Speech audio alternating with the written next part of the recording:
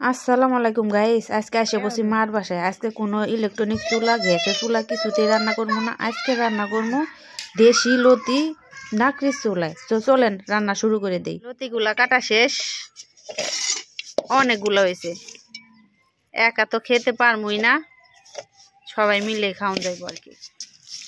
লতিগুলো এখন ভালোভাবে ধুয়ে নিব। লবণ পানি দিয়ে ধুইলে ভালো হইতো, কিন্তু সময় নাই দেখে আর কি এইভাবে ধুয়ে নিতেছি।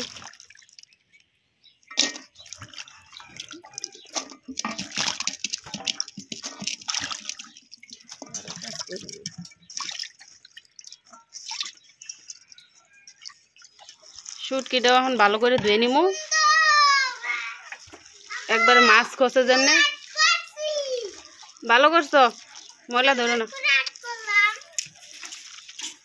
মাছ যেমন খসে ওরকম করে খসে নিতেছি আর কি।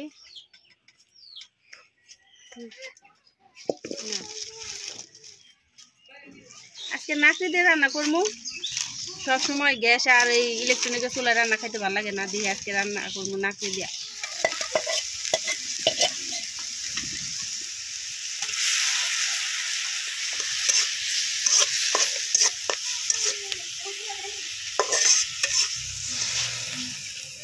খুশুন তো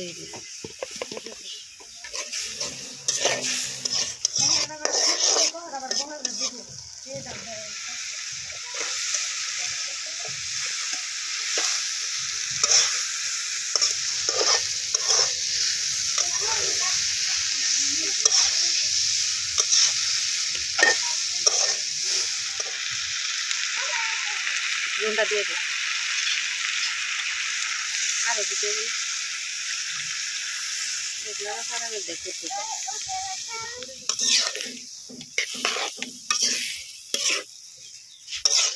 দেখো সিদ্ধ হইব না, ভালো করে সিদ্ধ না হলে আবার গলা চলতে হবে কিন্তু পানি দিয়ে।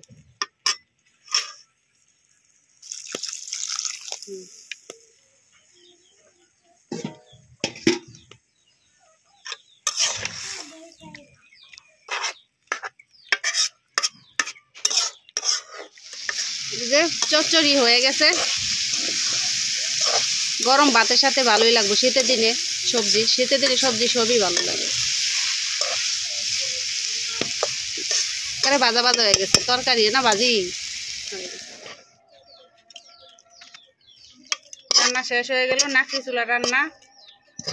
টেস্ট অলরেডি করছি, অনেক স্বাদ হয়েছে, মজাই লাগে। আসলে নাকড়ি চুলার তরকারি অনেক স্বাদ হয়।